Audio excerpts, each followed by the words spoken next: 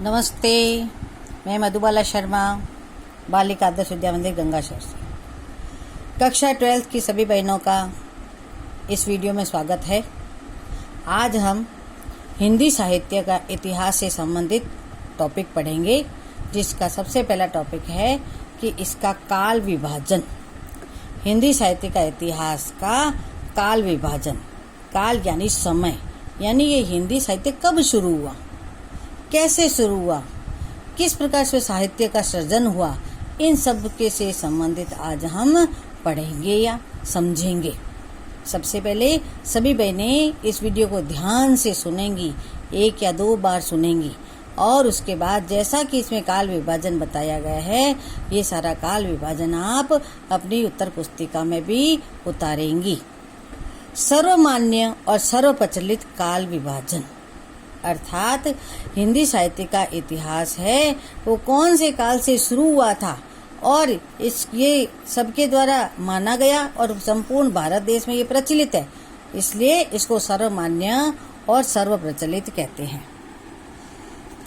काल यानी समय, अर्थात ये हिंदी साहित्य का इतिहास का शुरुआत कब से हुई, तो इस काल को 3 भागों में बांटा गया है।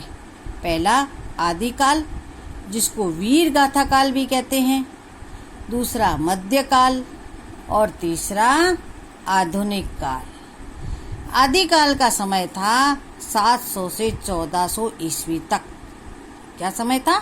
700 से 1400 ईस्वी तक। मध्यकाल, इसको भी 2 भागों में बांटा गया है। पूर्व मध्यकाल, जिसको भक्ति काल कहते हैं, और उत्तर मध्यकाल, जिसको रीतिकाल कहते हैं। अतः इसका समय क्या हो गया? 1400 ईस्वी से 1850 तक, यानी सबसे लंबा समय चलने वाला काल।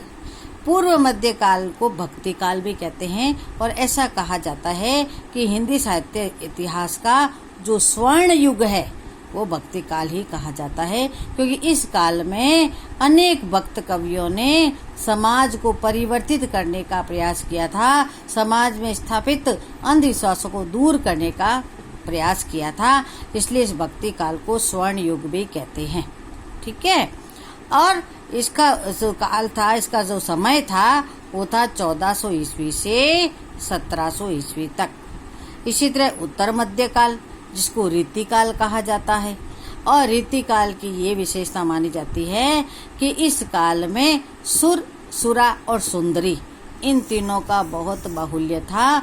यानी जो भी राजा होते थे वो या तो संगीत में मग्न रहते थे, या शराब में मग्न रहते थे, या सुंदरियों में मग्न रहते थे। इसलिए इस रीति काल में ऐसे भक्त कवि हुए जो राजा को अपने काव्य के माध्यम से सावचेत करते थे, सावधान करते थे, जिसमें बिहारी कवि है वो प्रमुख कवि माने जाते हैं, जिन्होंने अपने अनेक प्रकार के काव्यों से, कवियों दोहों से राजा को कई बार सावचेत किया था, सावधान किया था। इसका समय क्या है? 1700 से 1850 ईस्वी तक। अब अगला है, अंतिम काल है आधुनिक काल, जिसका समय माना जाता है 1850 से अब तक। यानी आज तक हम जो भी काव्य, जो भी साहित्य सृजन हो रहा है वो इस काल में माना जाता है। इस काल को भी अनेक युगों में विभाजित किया गया है। पहला था भारतेंदु युग, अर्थात भारतेंदु नामक एक साहित्यकार थे, जिन्होंने काव्य सृजन में, साहित्य सृजन में कुछ परिवर्तन किए थे, इसलिए इसको भारतेंदु युग से नाम से जाना जाता है, जो 1850 से 1900 तक था। फिर द्विवेदी युग, द्विवेदी युग होता है, इसका पूर्ण नाम है हजारी प्रसाद द्विवेदी, जो बहुत बड़े साहित्यकार थे, बहुत बड़े कवि थे, बहुत बड़े निबंधकार थे, कहानीकार थे। और द्विवेदी युग में क्या क्या परिवर्तन हुए इसके बारे में इस युग में बताया गया है, इसलिए इसे द्विवेदी युग कहते हैं। फिर है छायावाद युग। छायावाद युग में ऐसा माना जाता है कि छायावाद युग में काव्य सृजन का, यानी इतिहास का निर्माण का की दिशा ही बदल दी गई थी। उस समय जो भी कवि होते थे, जो भी लेखक होते थे, वो समाज को जागृत करने के लिए, उन्हें जगाने के लिए इस समाज में होने वाले अनेक प्रकार की राजनीतिक सामयिक स्थिति को समझाने के लिए अपनी कविता का निर्माण करते थे, जिसमें महादेवी वर्मा और ये जयशंकर प्रसाद और ये सुभद्रा कुमारी चौहान, सूर्यकांत त्रिपाठी निराला, ये सारे कवि इसमें गिने जाते हैं, जिसका समय क्या था 1918 से 1938 तक। फिर है प्रगतिवाद और प्रयोगवाद युग। ये दो युग है। इसमें बताया जाता है कि इतिहास के माध्यम से नए नए प्रयोग किए गए कि किस प्रकार हम युग को बदल सकें। युग में इस अनेक प्रकार के जो कुरीतियां हैं, रूढ़िवादियां हैं, परंपराएं हैं, उनको हम इतिहास के माध्यम से कैसे बदल सकते हैं, वो है प्रगतिवाद और प्रयोगवाद युग। इसको 1938 से 1953 इसका माना जाता है। फिर है नई कविता या नवलेखन युग, जो 1953 से अब तक यानी आज तक जो भी कविताएं रची जाती है, जो भी साहित्य रचा जाता है, उसको माना जाता है। अब है आचार्य रामचंद्र शुक्ल के अनुसार काल विभाजन। ये जो काल विभाजन है, आयतः हिंदी साहित्य का इतिहास है, इस काल विभाजन को भी अलग अलग लोगों ने अलग अलग प्रकार से विभाजित किया है। ये तो है जो संपूर्ण इतिहास में यानी संपूर्ण हिंदी काल में भी इस काल को माना जाता है। और ये है आचार्य रामचंद्र शुक्ल के अनुसार काल विभाजन, जिसको 4 भागों में बांटा गया था। इसको कितने भागों में? 4 भागों में। पहला था वीर गाथा काल, जिसको हम आदिकाल भी मान सकते हैं। कितने थे? 1050 से 1375 तक, जिसको आदिकाल भी कहा जाता है। दूसरा था भक्ति काल, जिसको हम पूर्व मध्यकाल कहते हैं, यानी 1375 से 1700 तक। उसके बाद है रीतिकाल, जिसको हम उत्तर मध्यकाल भी कह सकते हैं, ये 1700 से 1900 तक था। और गद्य काल यानी 1900 से 1984 तक, यानी आधुनिक काल। इस प्रकार आचार्य रामचंद्र शुक्ल ने भी इस हिंदी साहित्य के इतिहास को 4 भागों में 4 कालों में किया था। जैसे जिसका पहला नाम था वीर गाथा काल, भक्ति काल, रीति काल और गद्य काल। ठीक है, तो इस हम अलग अलग इसको भी याद करेंगे, इसके अनुसार भी क्वेश्चन बनेंगे।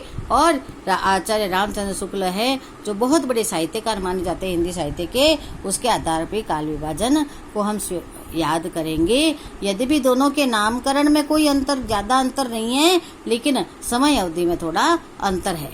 अब है आदिकाल का नामकरण, यानी आदिकाल का नामकरण कैसे हुआ, आदिकाल के और क्या क्या नाम है।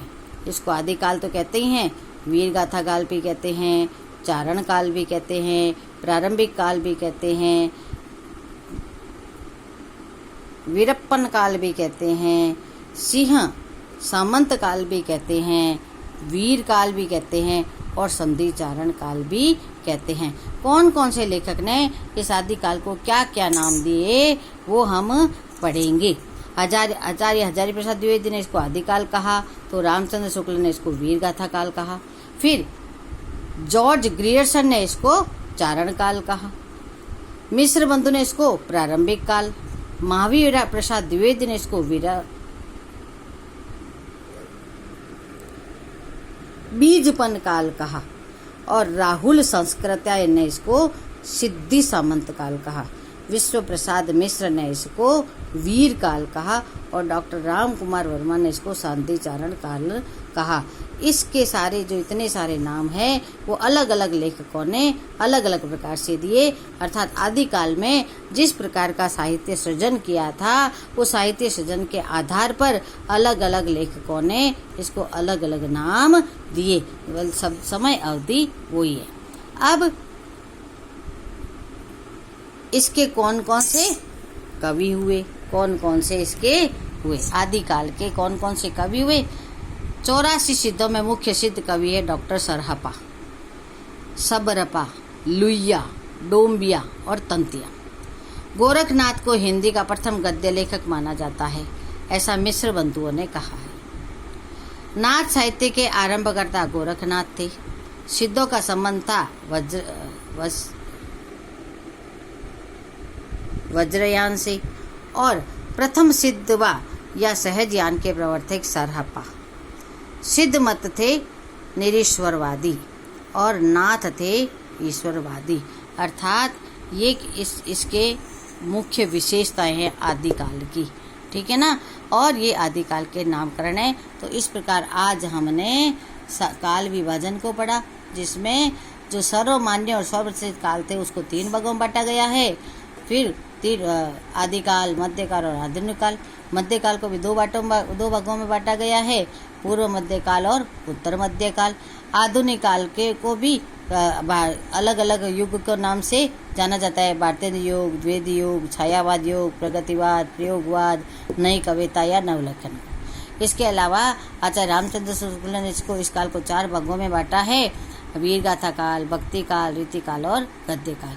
अब इस आदि काल के यानी जो प्रथम काल है, इस काल के अन्य कौन कौन से नाम हैं? आदि काल भी कहते हैं इसको, वीर गाथा काल भी कहते हैं, चारण काल भी कहते हैं, प्रारंभिक काल भी कहते हैं, वीरप्पन काल भी कहते हैं, सिद्ध सामंत काल भी कहते हैं और वीर काल और संधि चारण काल भी कहते हैं। तो आज हमने हिंदी साहित्य के इतिहास का एक छोटा सा परिचय पढ़ा है और इस छोटे से परिचय को हम पढ़ते हुए इस पूरे वीडियो को आप ध्यान से सुनेंगे और ध्यान से सुनते हुए इसके कुल 15 क्वेश्चन आप बनाएंगे और 15 क्वेश्चन बना करके मुझे उसका फोटो क्लिक करके भेजेंगे आंसर सहित, ठीक है। और इसके अलावा अगले वीडियो में अब मैं आपको जो ये है प्रगति काल, ये जितने भी है, ये प्रयोगवाद, छायावाद, इससे संबंध सारी जानकारी दूंगी। कक्षा 12th की बहनों को ये हिंदी साहित्य का इतिहास है जो उनके पाठ्यक्रम में है, उसकी शुरुआत हमने इस वीडियो से की है। इसलिए इस वीडियो को सभी बहनें ध्यान से सुने और ध्यान से सुनकर उसके नोट्स बनाएं, ठीक है ना। अब आगे आपको स्वयं ऐसे नोट्स बनाने होंगे, तो इसकी आदत आप अभी से हो जानी चाहिए, ठीक है। इसलिए आज जो हमने ये हिंदी साहित्य का इतिहास पढ़ा है, इस हिंदी साहित्य को कितने कालों में बांटा गया है, आदिकाल का क्या समय है, मध्यकाल को 2 भागों में बांटा गया है तो उसके क्या नाम है, मध्यकाल का समय अवधि क्या थी, आधुनिक काल की समय अवधि क्या थी, इसमें कौन कौन से युग हुए, ठीक है ना। उसके बाद है जैसे भारतीय युग के कौन है, भारतीय हरिश्चंद्र है। द्वितीय युग का समय अवधि क्या है, छायावाद युग की समय अवधि क्या है और इसमें फिर क्या है, प्रयोगवाद और प्रगतिवाद की समय अवधि क्या है। छोटे छोटे क्वेश्चन बनाने हैं, बड़े नहीं बनाने, एक लाइन के क्वेश्चन बनाने हैं और 15 से अधिक भी बना सकते हैं। मेरे अनुसार इस पूरे विवरण में हम 50 क्वेश्चन बना सकते हैं।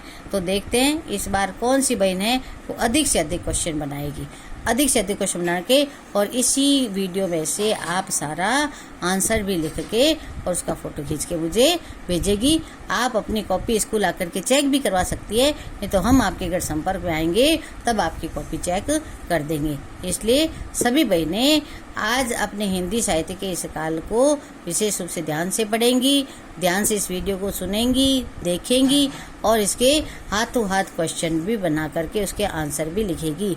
आपको क्वेश्चन 1 लाइन वाले ही बनाने हैं, बड़े क्वेश्चन लघुतरात्मक नहीं बनाने हैं, अति लघुतरात्मक क्वेश्चन ही बनाने हैं। धन्यवाद।